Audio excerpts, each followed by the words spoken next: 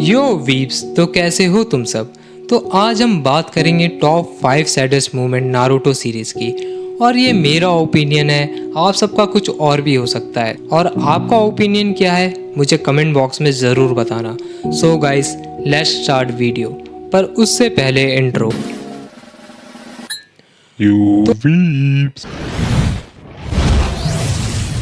तो वीव्स, हमें Naruto series में कई सैडेस्ट मोमेंट देखने को मिलते हैं, जिसमें से ये डिसाइड करना मुश्किल होता है कि बेस्ट कौन सा है। पर हम ऑडियंस के बेस में और जिससे हम सबसे ज़्यादा अटैच है उसके बेस में ये डिसाइड करेंगे कि बेस्ट सैडेस्ट मोमेंट कौन सा है। तो वीव्स, 5th नंबर पर आती है नेजी की डेथ। नेजी को लीव विलेज के सबसे होनहार शिनोबी में से एक माना जाता था। नेजी का मानना था कि उसके लाइफ में एकमात्र रास्ता अपने घर की सेवा करना था। नारुतो से मिलने के बाद उसका विश्वास बदल गया कि लाइफ वो हो सकती है जो वो चाहता है। 4th ग्रेट निंजा वॉर के दौरान नेजी ने 10 टेल बीस्ट के हमले से नारुतो और हिनाता को बचाने के लिए वो खुद को सैक्रिफाइस कर देता है और वो नारुतो के हाथों में अपना दम तोड़ देता है, जिससे नारुतो और सारे शिनोबिस काफी ज्यादा दुखी हो जाते हैं। पर बहुत से फैंस दुखी होने के साथ साथ काफी डिसअपॉइंटेड भी होते हैं कि नेजी जैसे इम्पोर्टेंट कैरेक्टर की एंटी क्लाइमेटिक फैशन वे में डेथ देखकर। पर नेजी की डेथ के बिना मादा और ओबितो पर हमारी विक्ट्री पॉसिबल नहीं हो पाती।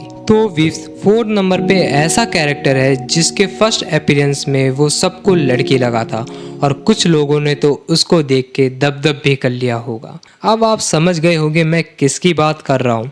जी हाँ, मैं बात कर रहा हूँ हाकू की। ज़ाबुज़ा एंड हाकू की डेथ आती है हमारे 4th नंबर पर। 4th शिनोबी वर्ल्ड वॉर के घटनाओं के दौरान पहले से हाकू बहुत ज़्यादा इंजर्ड था और उसने काकाशी के लाइटनिंग कटर के अटैक से ज़ाबुज़ा को बचाने के लिए खुद को सैक्रिफाइस कर दिया।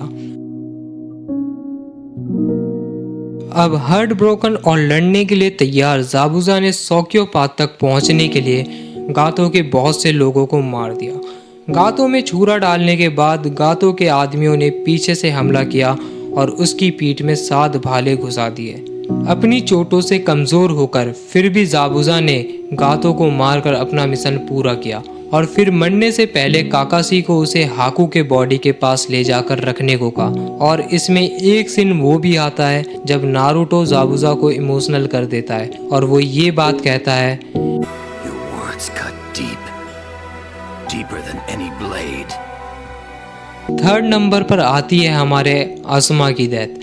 आसमा की डेथ अकात्सुकी के मेंबर हिदान के साथ लड़ाई करते टाइम हुई थी। जब हिदान अपनी पावर से असुमा के साथ लिंक बना लेता है, तब हिदान अपने भाले से अपने ही दिल में अटैक कर लेता है, जिस कारण आसमा की डेथ हो जाती है, जिससे शिकामारू को बहुत ठेस पहुंचती है और वो कुछ टाइम डिप्रेशन में भी रहता है। और आसमा की डेथ उस टाइम होती है जब कुरेनाई प्रेग्नेंट होती है और वो ये बात आसमा को बता भी नहीं पाती कि वो फादर बनने वाले हैं। 2nd number, इताचीज death. इताची की डेथ सास्के से लड़ते टाइम हो गई थी, पर फैंस को उस टाइम इताची के लिए बैड फील नहीं हुआ क्योंकि उस टाइम हमें इताची का पास्ट रिवील नहीं हुआ था।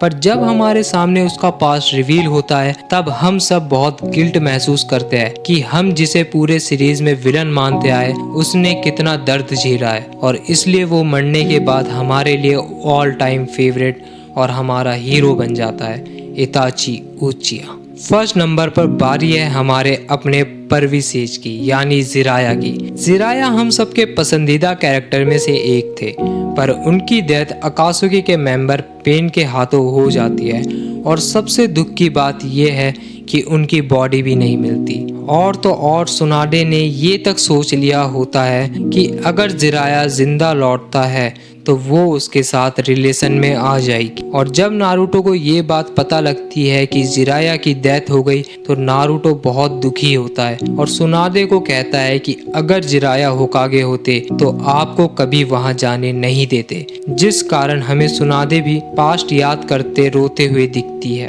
तो वीव्स, ये थे हमारे नारुतो सीरीज के टॉप 5 सैडेस्ट मोमेंट। पर वीव्स, नारुतो में बहुत से सैड मोमेंट्स हैं जिन्हें मैं कवर नहीं कर पाया, मुझे काफ़ी अफसोस है।